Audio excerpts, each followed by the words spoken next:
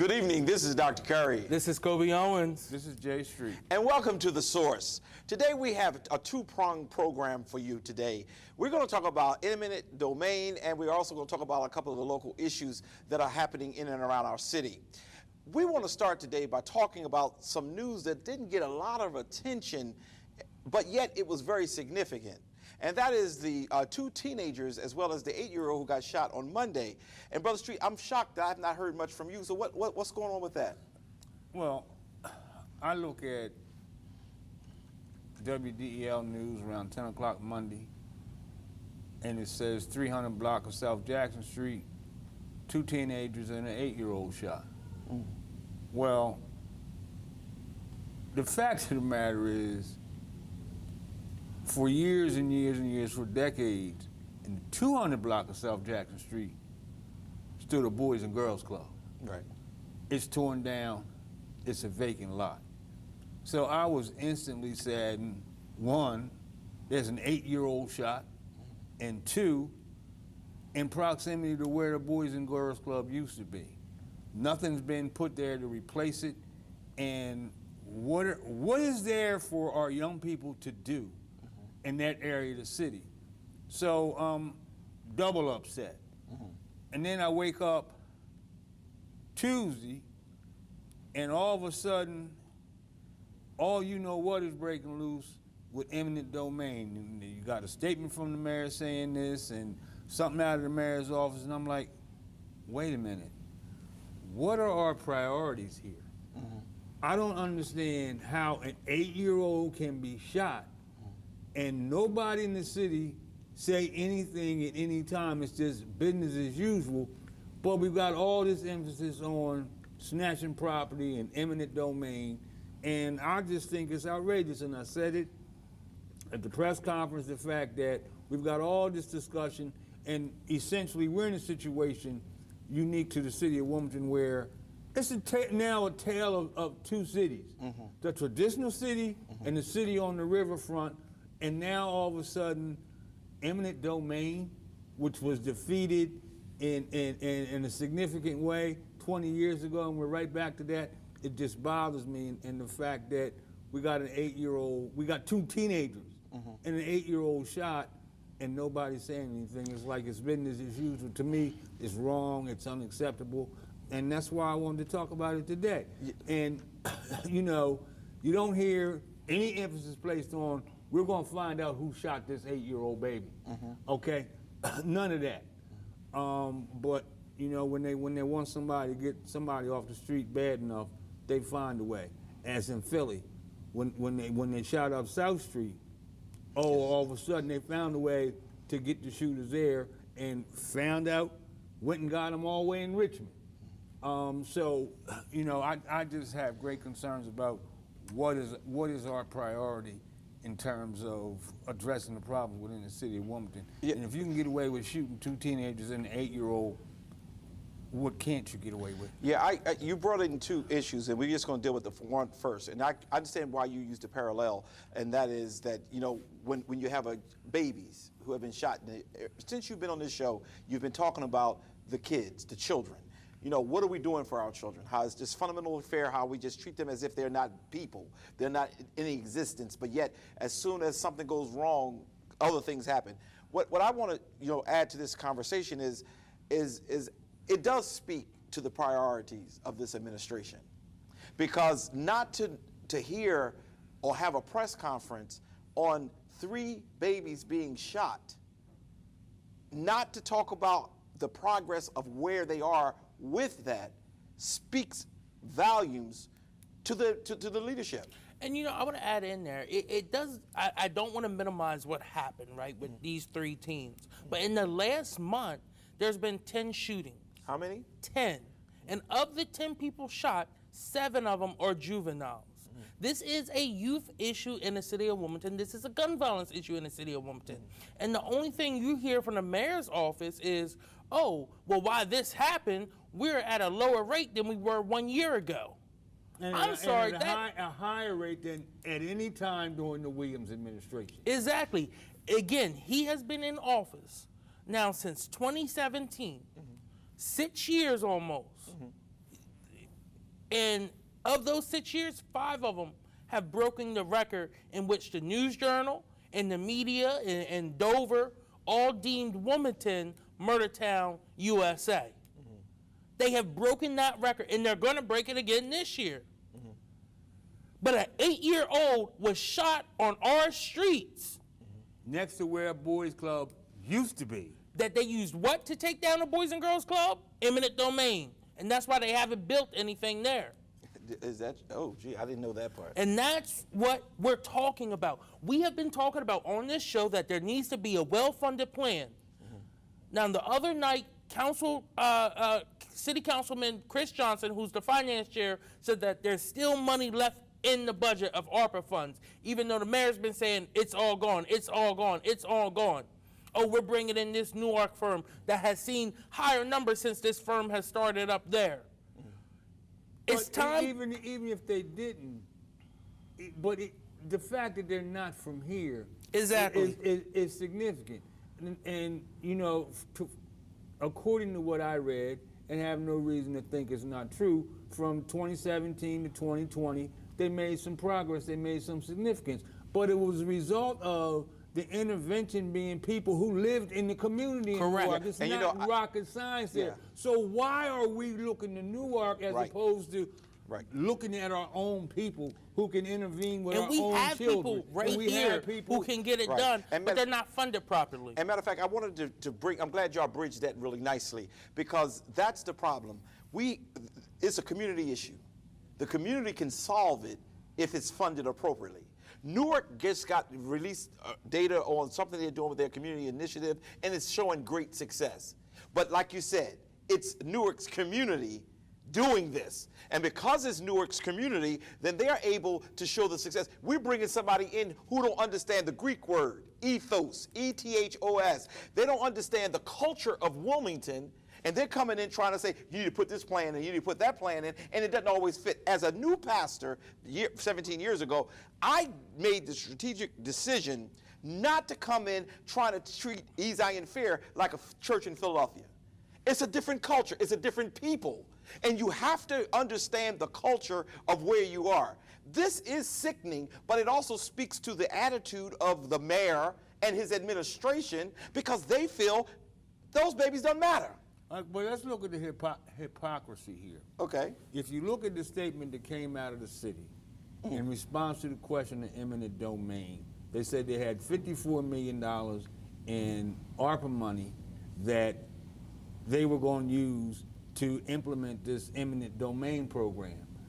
Why in the world wouldn't you use that $54 million to do something about the shootings? Why wouldn't you use part of that money to put these young people to work and make it so they don't have to be involved in crime and criminal activities? Why wouldn't you use that $54 million to provide programs, intervention situations, and prevention programs for our young people? All the emphasis is on housing, and housing He's a is important. developer. But, I mean, but our children are more important. Yes, absolutely, absolutely.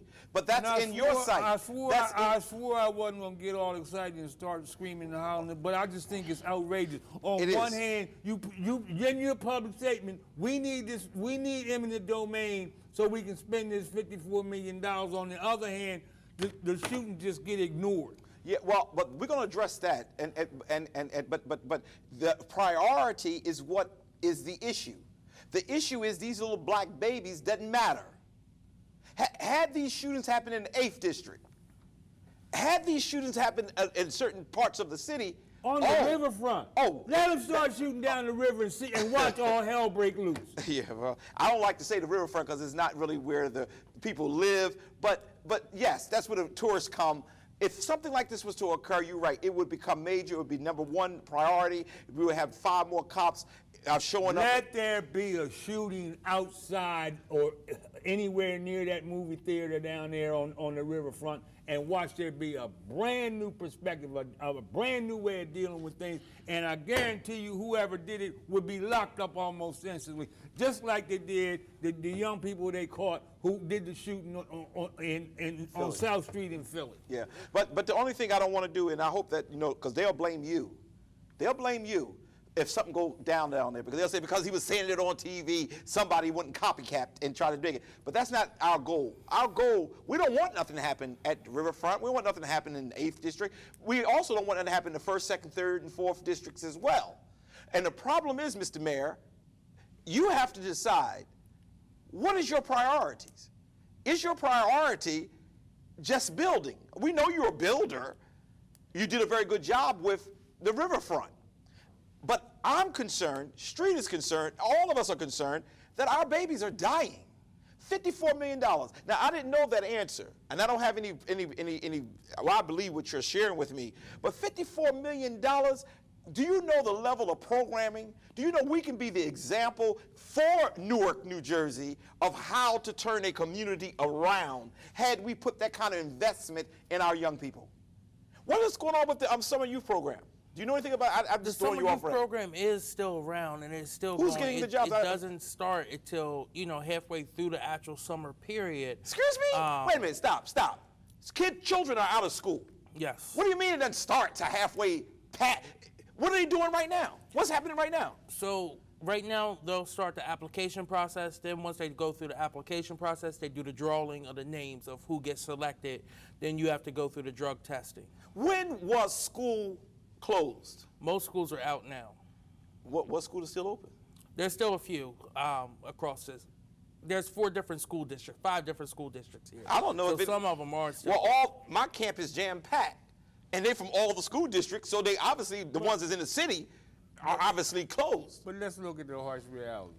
What's the harsh reality? When I was Parks Director, 93, 94, we had 1,200 kids participating in the summer youth program. Mm-hmm.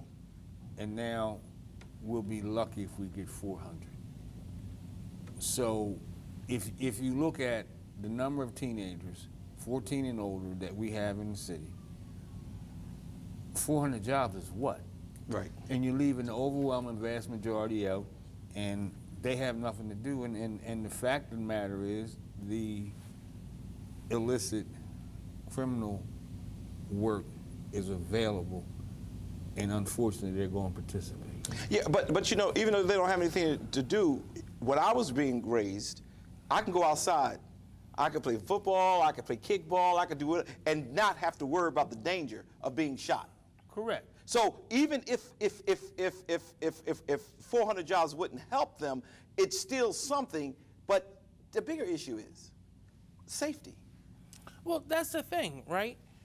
You have all this money, once-in-a-lifetime opportunity with millions of dollars coming into the city, and you want to talk about, oh, well, what are the youth doing? What's the youth doing? Why are they out on the streets? That's because our community centers, they are trying their best to get things done, but they are extremely underfunded, understaffed. They want to expand programming there, but they don't have the financial means to do so. The mayor could have came in and said, look, I'm going to put $250,000 or $500,000 into every community center here in the city of Wilmington, not just Hicks Anderson, even though that's the only city-run one, but saying I'm making a commitment to these nonprofits because they work with the city's youth. Right. They can help get the kids off the street, especially if I'm not going to put more money into getting them workforce development ready. I think building houses around the reservoir down the street from St. Francis is much more important than taking care of our children. And that's a result. And reason why I can build 78 houses on the reservoir property. But that's a result of them not affordable housing. Yeah, but that's a result of not being connected to the community. He's not from this community.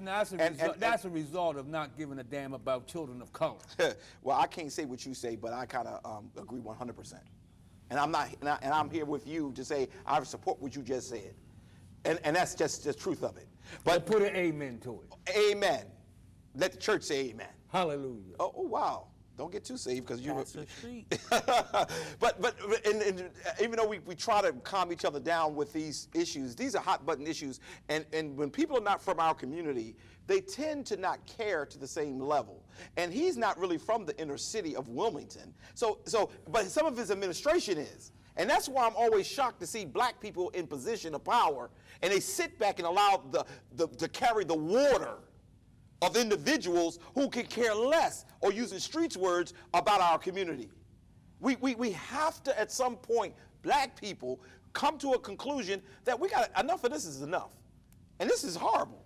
Well, it's horrible, and I tell you what's worse for me, and I know we're getting ready to go into the next segment, but, you know, I had people calling me and said that, and see, I cover half the city, and I had a lady calling me and said, I don't care if you're county councilman or not, I want to know what your position is on 458, and I told her and participated in the press conference and said no, but I had several people calling me and saying that city council members won't call them back.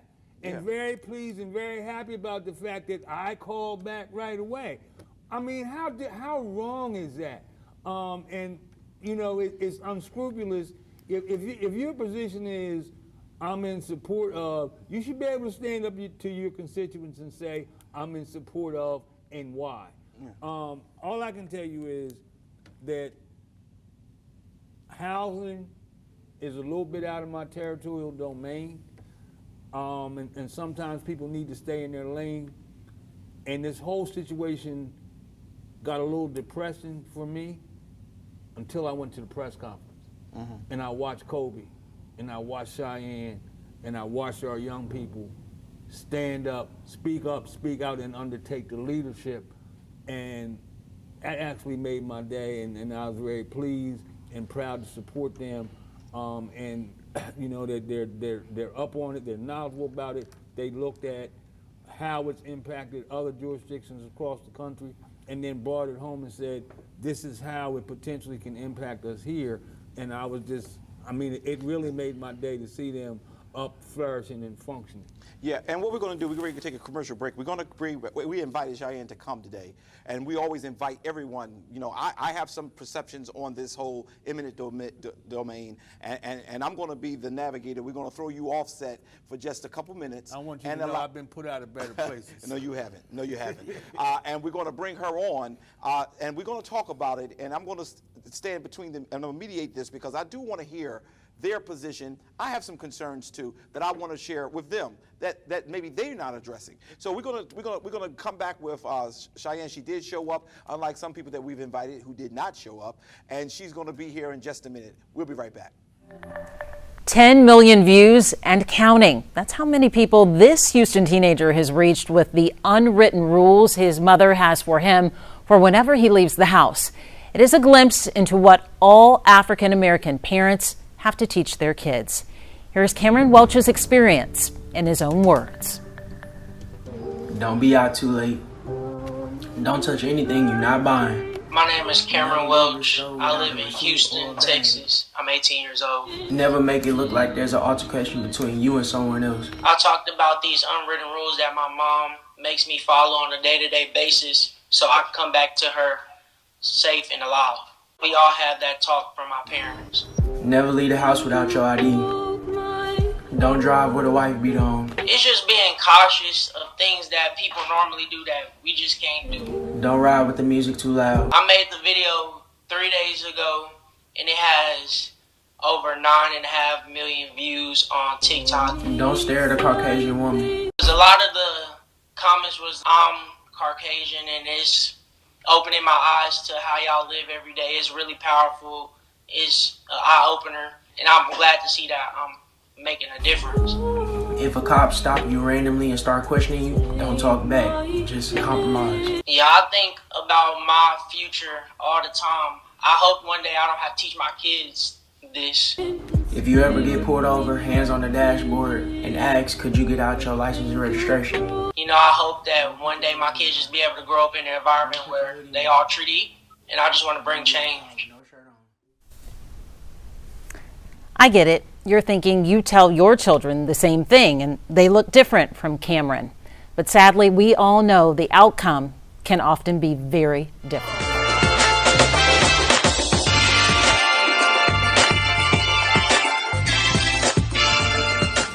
And we're back. As I promised you, we have Miss Cheyenne Miller, who's with us today, and she was one of the leaders of the J Street talked about, one of the young people who led the way in confronting the politicians, those who represent us in the city of Wilmington. Yesterday, or should I say on Monday, or not Monday, what day was that?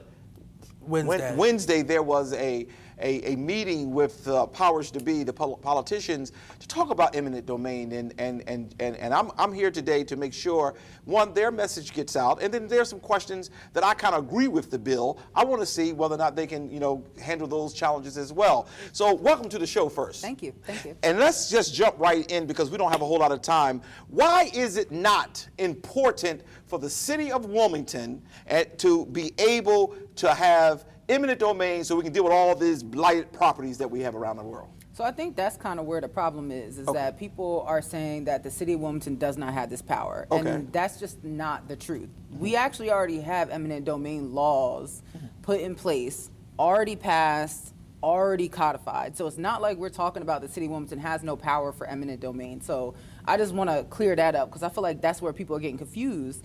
And what that law says at the state level is that this jurisdiction has the ability to go in and take those blighted properties. And I think that's the part that people are kind of either missing or not knowing, because there's this assumption that this eminent domain legislation that's being put forward is giving new powers that never existed before. The city can go in and take a blighted property, and let's keep it real, it's the blighted slum properties that we want to see removed from our communities. Nobody's really concerned, hopefully, about the properties that are well cared for, that aren't being broken into in terms of vacant properties.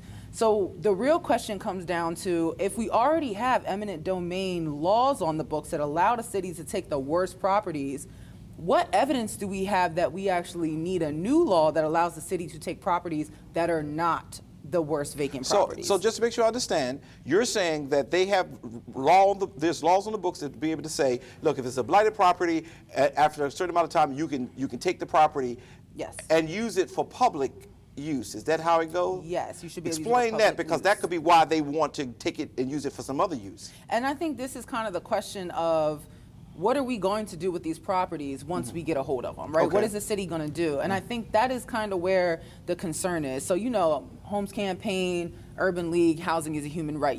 That's what we all about. That's right.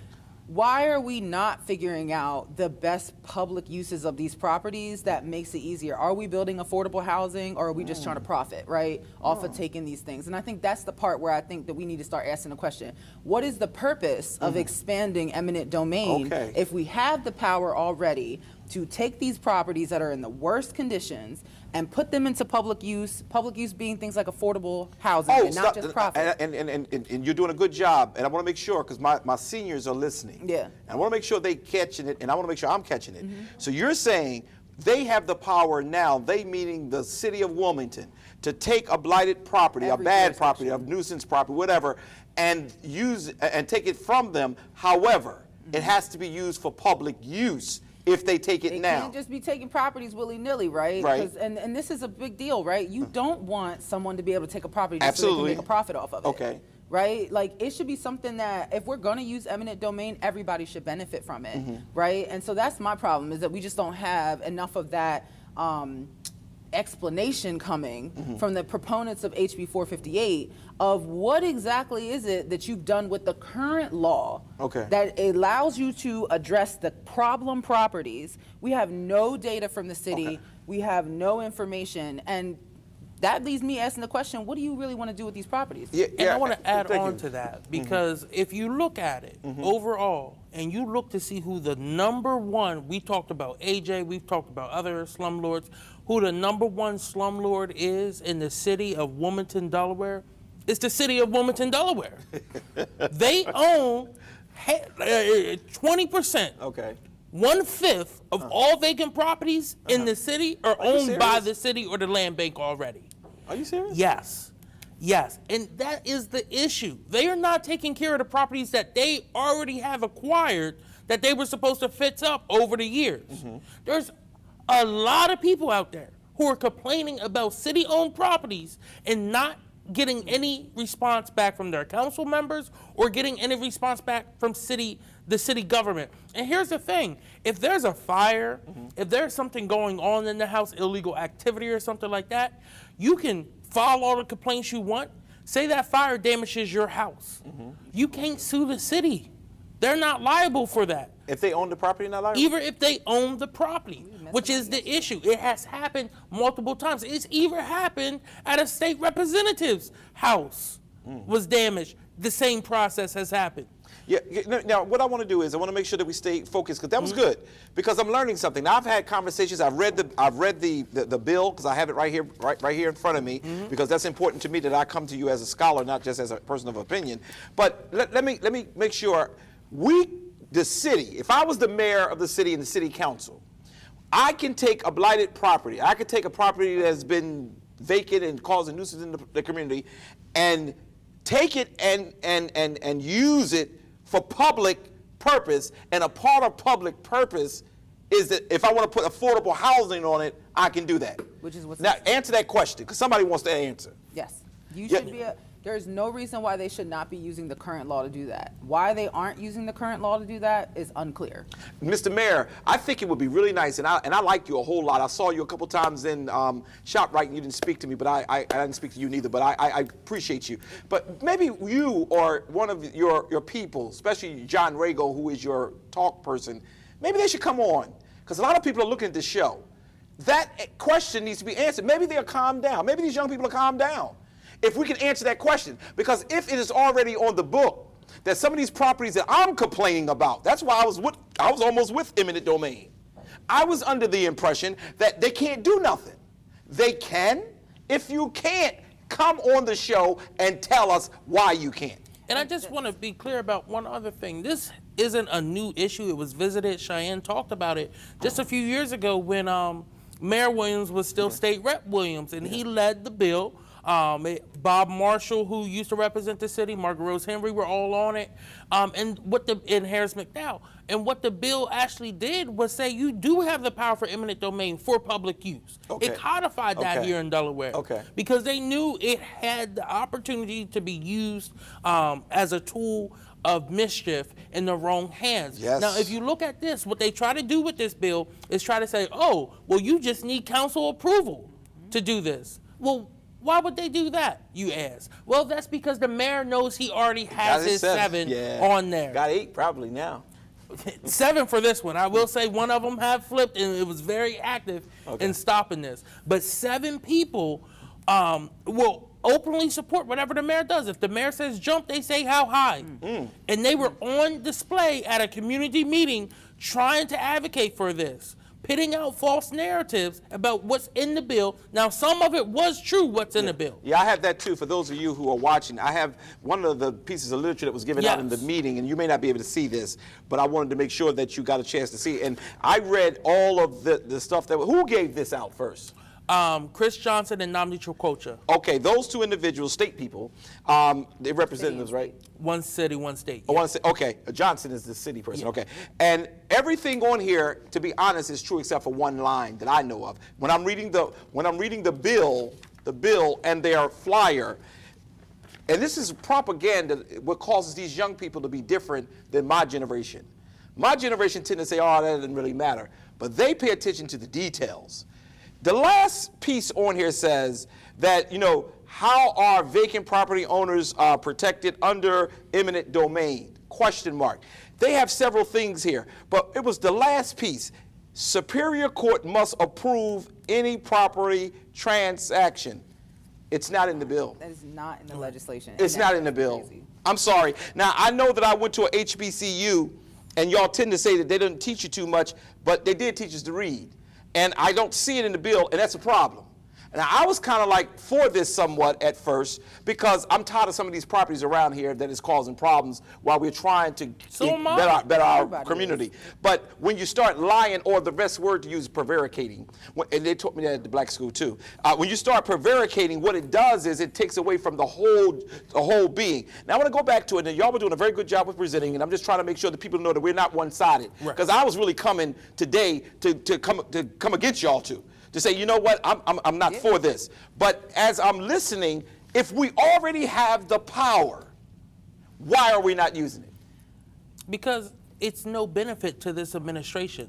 The benefit is they want to give properties because they paired this with another bill. And this all started when Bud Field got elected down there. Don't get it wrong. Bud just handed it over to Nnamdi, even though Nnamdi said it was his bill first. We have the original copy that has Bud's name on it. in Just Bud's name. Why is Nnamdi agreeing to this type I of have stuff? no Why is clue. he carrying the water to this I level? have no clue, but there was another bill that was partnered with this, and it was Senate Bill 311, and that was a bundling bill that allowed for apex bidding so that they could go in and get multiple properties, put them in together, and then be able to sell them without the original owner getting any money back on it. So they would just pay for what was owed.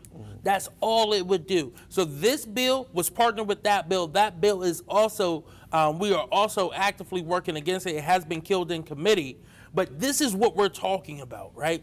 Eminent domain, overwhelmingly, it has a long history, but overwhelmingly has been used to impact in a negative way Black and brown communities, most definitely. not just in Delaware, but all across this nation. Absolutely. When we talk about wanting to build generational wealth and build up housing stock here and home ownership in a Black community, we don't even have the money to fight this in the courts, most likely. Absolutely. So this opens the door for a broader eminent domain bill to come later on. And this is also my issue with this. Wilmington is the 12th blackest city in the nation, percentage-wise. Okay. 12th blackest city.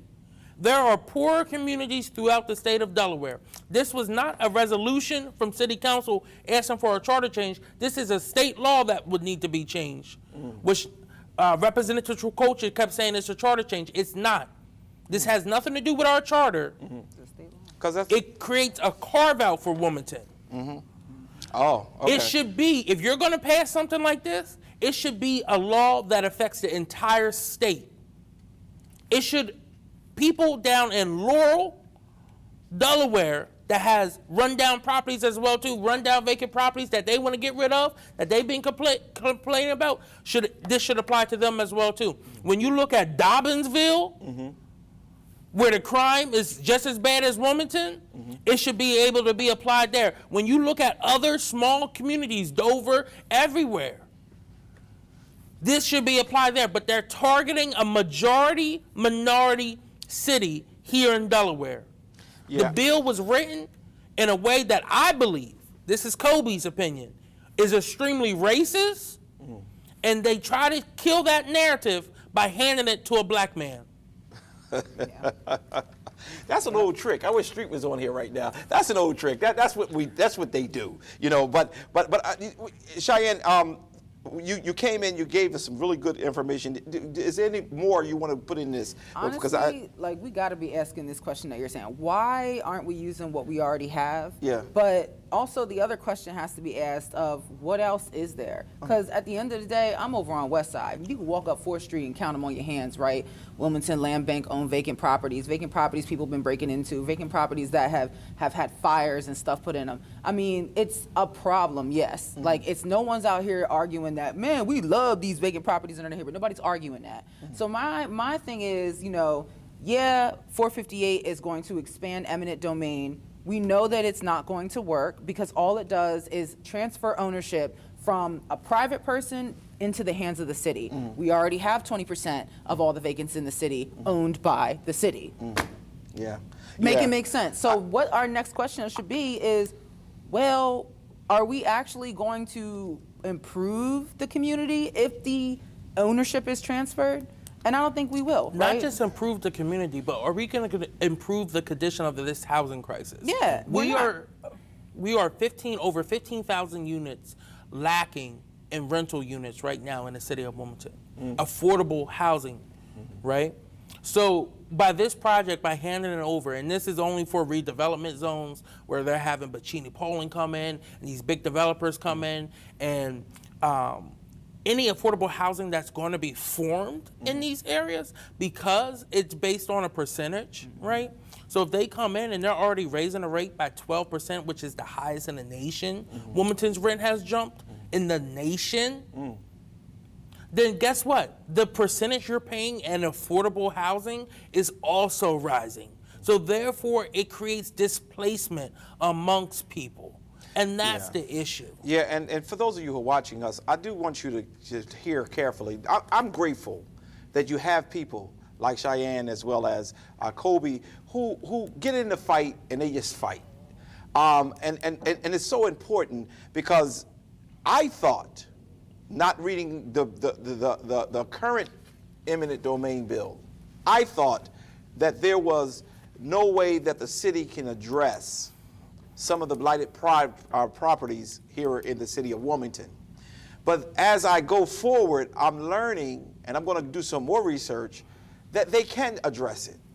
But the issue I hear these young people saying is we don't want, they're not saying this, the city current administration doesn't want public housing and public use, building public youth centers that Street is talking about.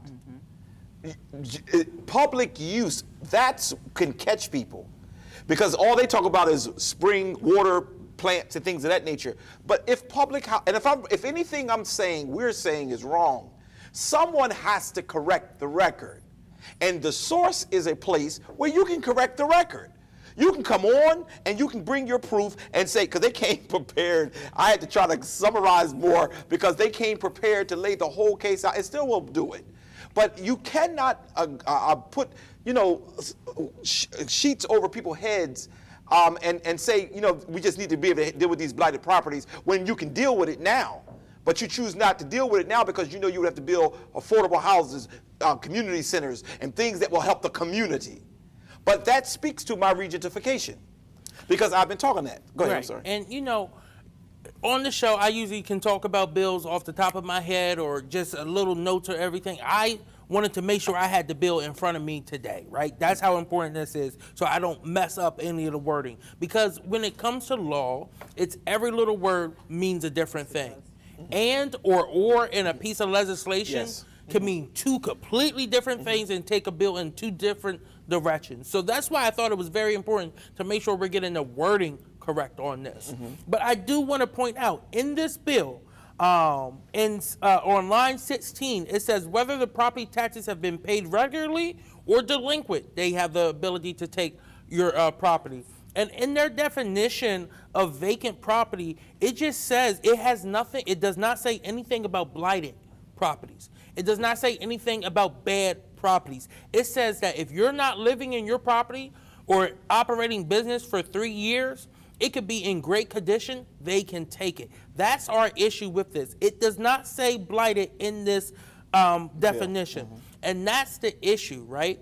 You look at what's going on with some of the city residents, and through my work with the NAACP, I get to hear people who are dealing with issues, especially on the city side of things, all the time.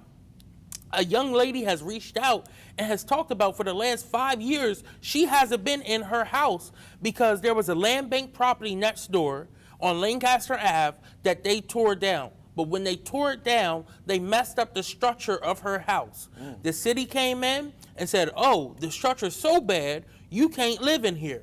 So she's now been renting an apartment with her 3 kids ever since. But here's the issue, right? The city only offered her $30,000 to put towards the repairs needed to fix the foundation of the house. Anyone who knows that's going to be more than $30,000. And you know what? She can't go after the city because they're not liable because of how the city code's written when it comes to properties that they own and the land bank owns. Well, can I stop there then? Just for a second? Because I asked the questions as you're talking. Why can't we get that legislation passed where we can sue the city?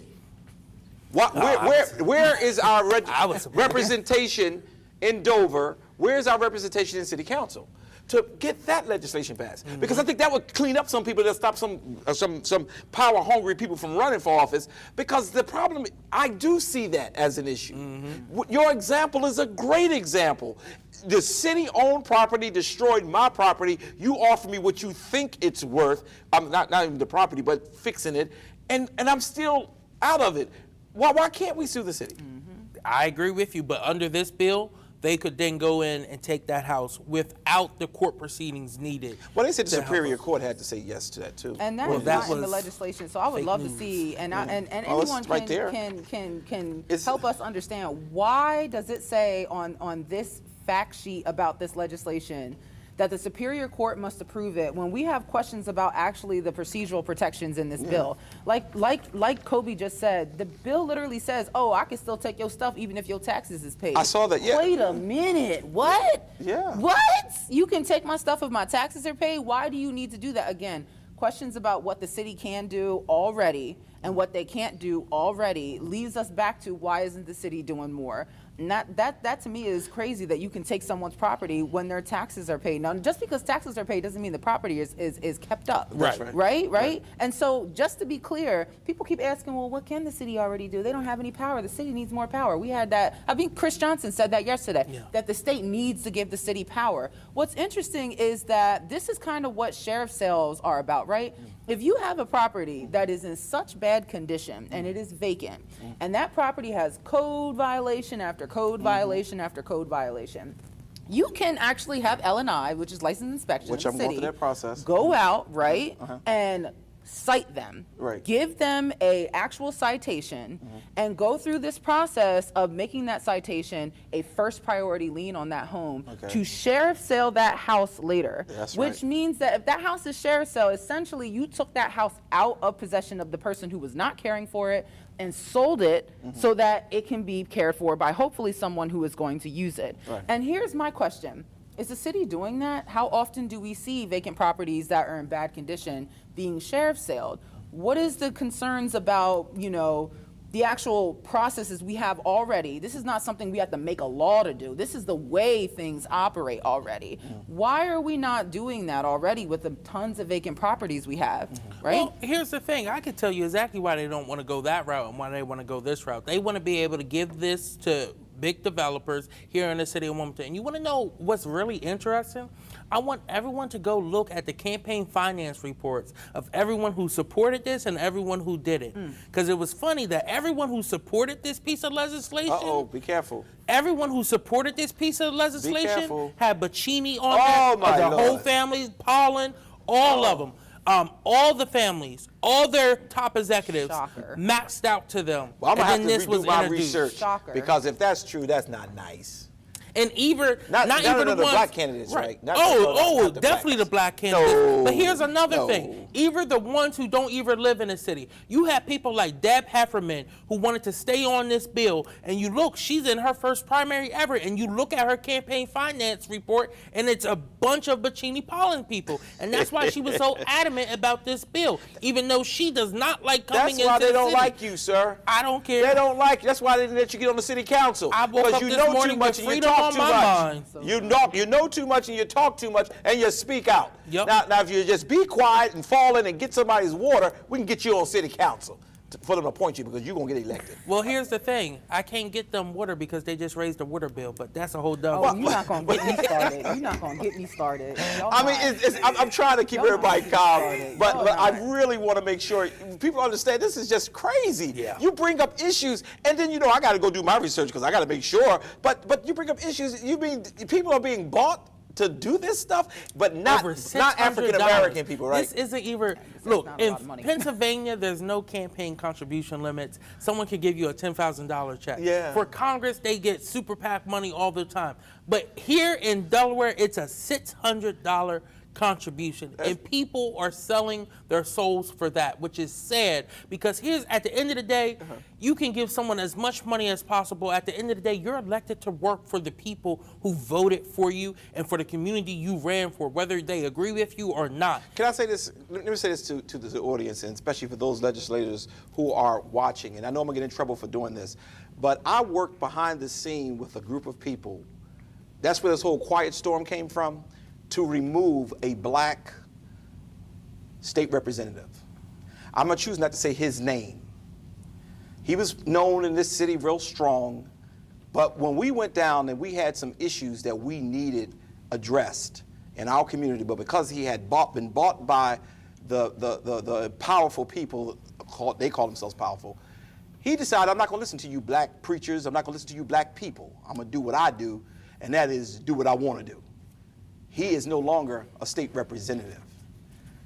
To all of my colleagues who are, not colleagues, but black folks who are in city council, who are in state representatives in the Senate, you need, no threats, but you need to start thinking. when you had people like Sister Cheyenne and Brother Kobe, I'm quiet, but they're out there because they don't want these laws passed. They're working hard. You need to listen. Because just like you got elected, you can get de-elected. That may not be a word, but if we put a dash there, it is. You have to start listening. We're going to expose, and some people we're already working on. But you cannot say you representing black people or just people in general, because one thing Jay Street said a couple weeks ago that stayed in my spirit, and that is, it's not even about black only, sometimes it's just poor people. It crosses all the lines. And if you can't support and let your conscience, 600, that's 4 tanks of gas for me. Honestly.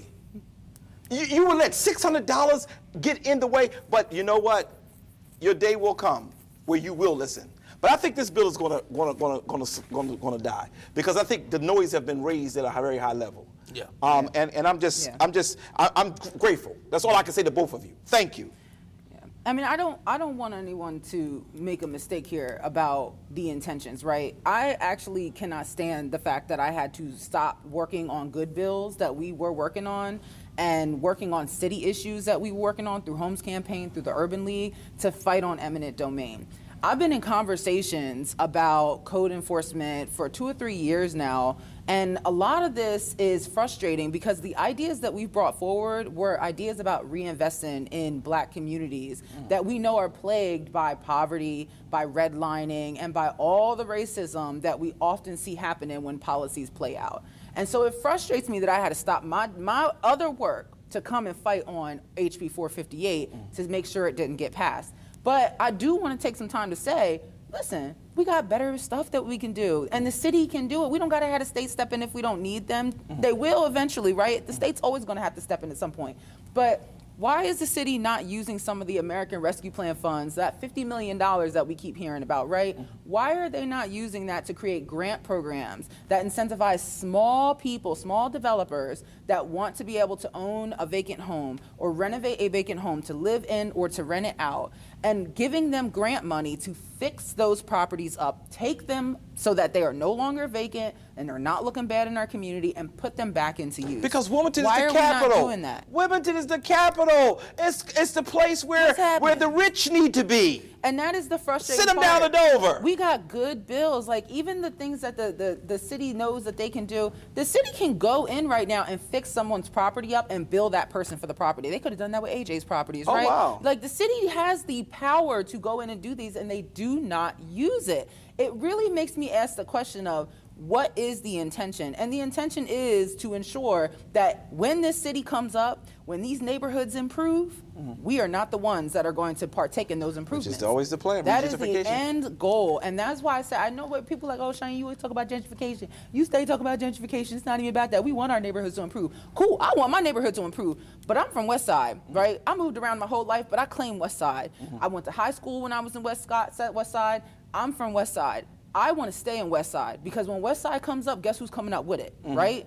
There's absolutely no reason why people who want to be able to stay in their neighborhood and then reap the benefits of development cannot do that unless we start making policies that push them out. And that is what is important here, is that HB 458, yes, it sucks. We want to see it killed. We don't want to see it move forward, but we are asking for better policies. Okay. We are suggesting better policies. We're not just out here saying no. Okay. Right. So you're saying that these blighted properties, these troubled properties, you do agree they need to be gone? Everybody agrees, and I agree for sure. I want to make sure that people hear you. Yes, Home Campaign wants to see blighted properties put back into the hands of the community, of the people who are living there. Yes, 100%. Everyone likes to argue about this, but make me say this out loud. We do not like properties that are not being put into use. Why? Because if housing is a human right, like we actually believe, why is it an empty house out here? But what you're not going to tolerate is Balls Hall from the Dukes of Hazzard to come in with his cigar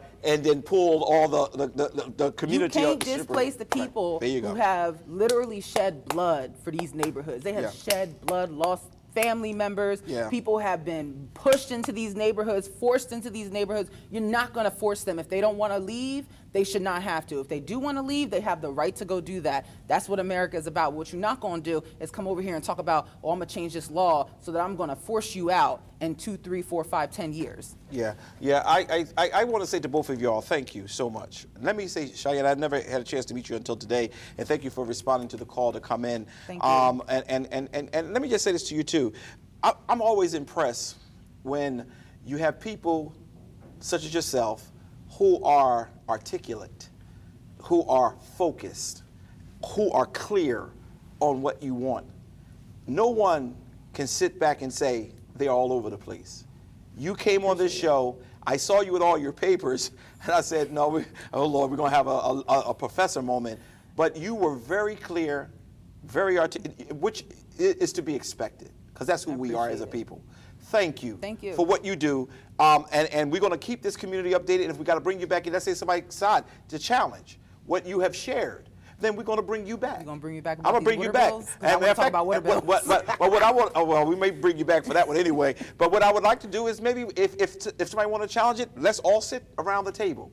Because what happens with this community is that they know that this issue will die by and we'll pass this bill and they'll be all right. Those days are over. These millennials, oh my gracious, they get on my last nerve sometimes. But when it comes down to fighting, you can't get a better crew to fight. We'll be right back.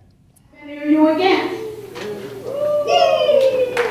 So what happens tomorrow when the bill goes toward the House? That's all questions we want to know. Well, today's event was a town hall meeting to let some of the citizens of the city of Wilmington know what's going on. I had a meeting with 60 people there, and they was asking me about the eminent domain, and I'm going to be truthful, I couldn't answer all the questions. And I said, well, let's talk to the sponsor. So I figured I would bring it in his backyard and make him come, hopefully force him to come, so he can answer the questions by him being a sponsor. And he explained some things, but I just wanted him to hear from his constituents. And I think a lot was said this evening, and it's unfortunate that we're even here, that we even had to have this meeting, because all we're saying is slow down. We're not saying don't do it. We're saying slow down, let the community be a part of the conversation. Let's talk about it again in January. I feel about the bill, but how the community feels about the bill. We're going to discuss that tomorrow. Here, having heard what I hear today, I do agree with what Council President Congo said. There needs to be time to discuss the bill.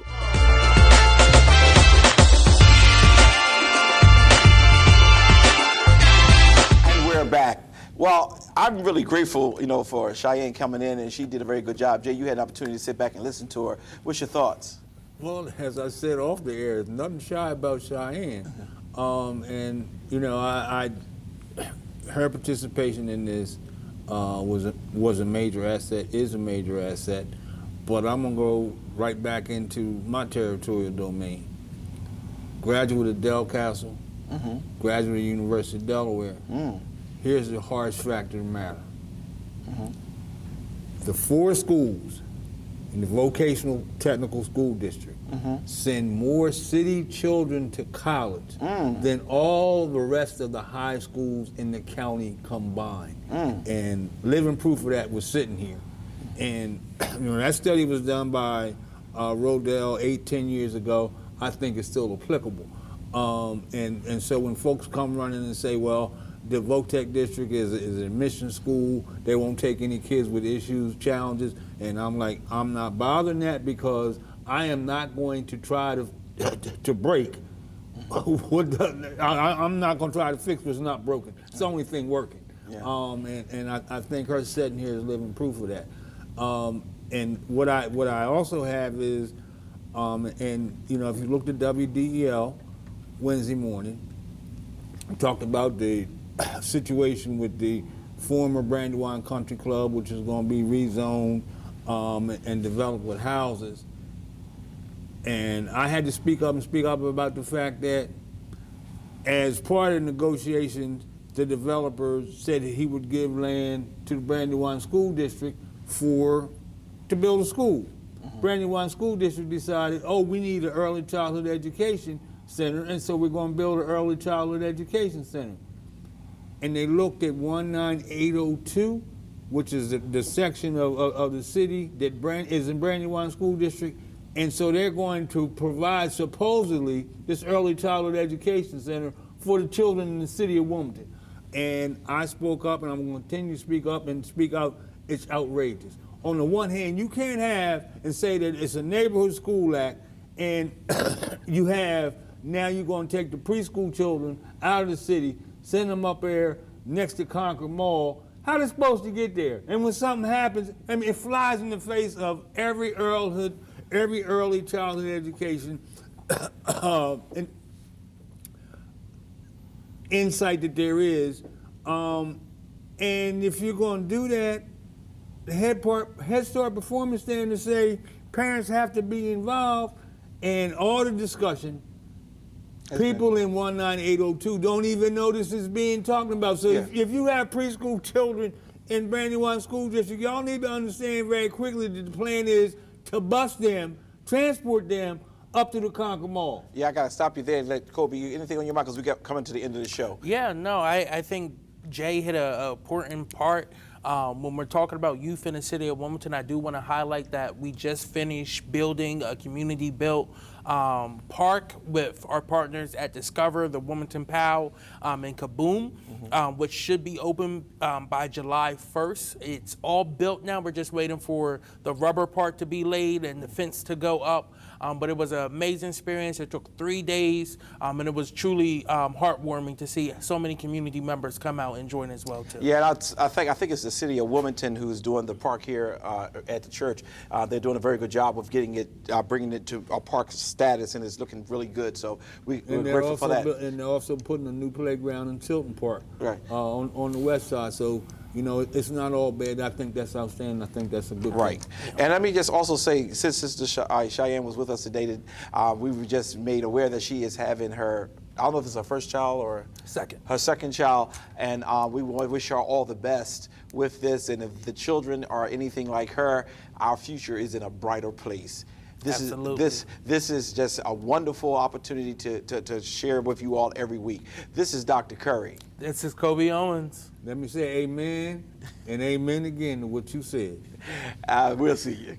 Take care, y'all.